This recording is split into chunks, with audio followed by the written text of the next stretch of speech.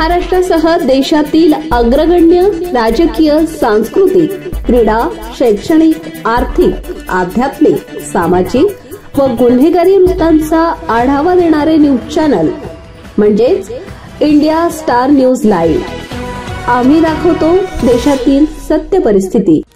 भाजपचे नगराध्यक्षपदाचे उमेदवार डॉक्टर दिनेश परदेशी यांच्या प्रचार दौऱ्याला जनतेचा उत्स्फूर्त प्रतिसाद। माजी नगराध्यक्ष बाळासाहेब संचेती यांचा सक्रिय सहभाग व प्रचार मोहीम। वैजापूर नगर परिषद निवडणुकीतील नगराध्यक्षपदाचे उमेदवार डॉक्टर दिनेश परदेशी यांच्या प्रचाराचा शुभारंभ व जनतेचा उत्स्फूर्त प्रतिसाद त्यांना मिळत आहे। राजकारणातील अनुभवी व्यक्तिमत्व तसेच जनतेच्या प्रश्नांची अचूक जाण असलेले वैजापूर तालुक्यातील संयमी राजकारणी डॉक्टर दिनेश परदेशी यांनी वैजापूर शहराच्या विकासात त्यांनी भरीव असे काम केले आहे। शहराच्या दृष्टीने सर्वच बाबी संबंधी त्यांनी गेले 20 ते 25 वर्ष अधिक काळ राजकारणात विकासाचं राजकारण करून सेवा केली आहे।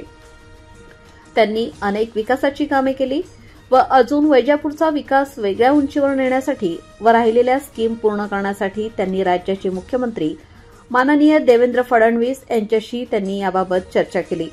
म्हणून पुढील सर्व कामे करण्यासाठी एकदा संधी द्या अशी साथ त्यांनी जनतेला घातली व मतदानाच्या माध्यमातून जनतेची सेवा करण्यासाठी मायबाप जनतेने आशीर्वाद द्यावा अशीही त्यांनी विनंती केली आहे।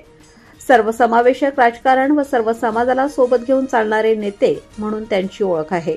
यावेळी वैजापूर नगर परिषद माजी नगराध्यक्ष बाळासाहेब संचेती, भाजपचे सर्व पदाधिकारी तसेच जिल्हा उद्योग आघाडीचे अध्यक्ष आहेत तसेच पदाधिकारी तसेच उद्योग आघाडी उपाध्यक्ष चांगदेव उघडे हे देखील व्यापारी वर्गाशी संवाद साधण्यासाठी उपस्थित होते। नमस्कार, इंडिया स्टार न्यूज मध्ये आपलं स्वागत। आज वैजापूर नगरीमध्ये वैजापूर नगरपालिका निवडणुकीच्या अनुषंगाने वैजापूर नगर परिषद नगराध्यक्ष पदाचे उमेदवार एक राजकारणातलं व्यक्तिमत्व डॉक्टर दिनेश परदेशी सर आज जनतेचा प्रचंड प्रतिसाद त्यांना मिळत आहे। त्यांच्याकडून आपण जाणून घेणार आहोत की शहराच्या बद्दल आपली विजन काय आहे आणि काय विचार आपण मांडणार आहोत। येणाऱ्या 2 डिसेंबरला होऊ घातलेल्या 2025च्या नगरपालिकेच्या निवडणुकीत भारतीय जनता पार्टी व राष्ट्रवादी युतीचा अधिकृत उमेदवार म्हणून मला पक्षाने संधी दिली। त्याबद्दल सर्वप्रथम मी पक्षाचे व आम्हाला सहकार्य करणारे राष्ट्रवादी पक्षाचे पण अजितदादा यांचं मनापासून अभिनंदन करतो।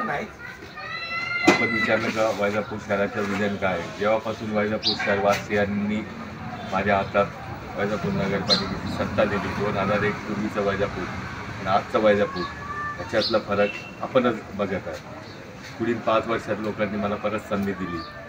नवीन वॉटर सप्लाय स्कीम जे आज आमचे पूर्ण प्रस्ताव शासनादरबारी झालेले 180 कोटीचे जवळपास, नवीन स्टोरेज टँक, नवीन WTP, नवीन अजून ESR सगळं पूर्ण प्रस्ताव नारंगी सारंगीमधून लिफ्ट करून आपल्या नांदूरपासून लिफ्ट करून नारंगी सारंगीमध्ये पाणी आणणं हे सगळं पूर्ण स्कीम आमची दाखल झालेली आहे। तीच करणं, परत आपल्या नगरपालिकेचे 19 प्राथमिक शाळा आहे त्यांना माध्यमिक उच्च माध्यमिक करण्याचं आमचं मानस आहे। नवीन बिल्डिंग करायचं मानस आहे।